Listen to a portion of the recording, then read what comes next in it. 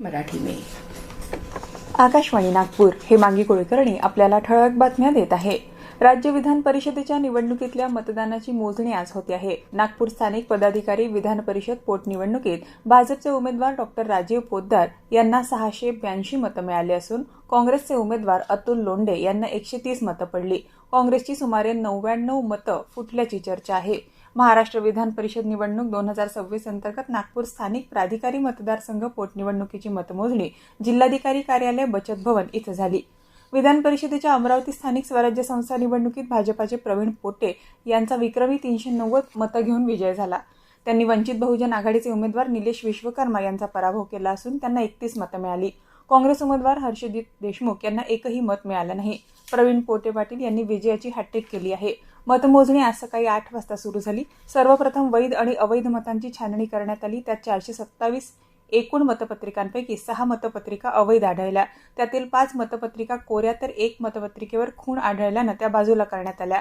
421 वैध मतांच्या निम्म्यापेक्षा एक जास्त म्हणजेच 211 हा विजयाचा कोटा निश्चित करण्यात आल्यावर प्रत्यक्ष मतांची मोजणी सुरू झाली। पहिल्या पसंतीची 390 मतं घेऊन प्रवीण पोटे विजयी झाले।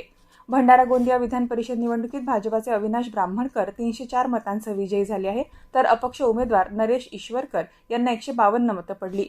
औरंगाबाद जालना स्थानिक स्वराज्य संस्था मतदारसंघाच्या विधान परिषद निवडणुकीत भाजपचे उमेदवार सुहास शिरसाट यांनी दणदणीत विजय मिळवला। मतमोजणीत शिरसाट यांना तब्बल 454 मतं मिळाली, तर ठाकरे सेनेचे उमेदवार गणेश लोखंडे यांना 134 मतांवर समाधान मानावं लागलं। राज्यातल्या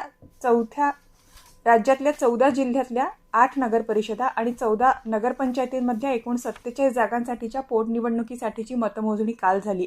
एकूण 47 जागांपैकी 8 उमेदवार बिनविरोध निवडून आले आहे, तर एका जागेवर एकाही उमेदवारानं अर्ज न दाखल केल्यानं ती जागा रिक्त राहिली। गडचिरोली जिल्ह्यात नगरपरिषदेच्या 1 आणि नगरपंचायतीच्या 2 जागांपैकी भाजपा, काँग्रेस आणि राष्ट्रवादी काँग्रेस शरदचंद्र पवार पक्षानं प्रत्येकी एका जागेवर विजय मिळवला आहे। राज्य विधिमंडळाच्या पावसाळी अधिवेशनाला आजपासून प्रारंभ होणार आहे। 3 आठवड्यांचं हे अधिवेशन 10 जुलैपर्यंत चालेल। या अधिवेशनाच्या पूर्वसंध्येला मुख्यमंत्री देवेंद्र फडणवीस यांनी पत्रकार परिषद घेऊन विविध विषयांवर सरकारची भूमिका मांडली। शेतकरी कर्जमाफी आपल्यासाठी राजकीय बाब नसून कर्जमाफी हे शेतकऱ्यांना कर्ज प्रक्रियेत नव्यानं सहभागी करून घेण्याचं माध्यम असल्याचं प्रतिपादन मुख्यमंत्र्यांनी केलं। वैद्यकीय अभ्यासक्रमात प्रवेशासाठी नीट यूजी फेरपरीक्षा 2026 काल देशातल्या 551 आणि परदेशातल्या 14 केंद्रांवर कडक बंदोबस्तात पार पडली।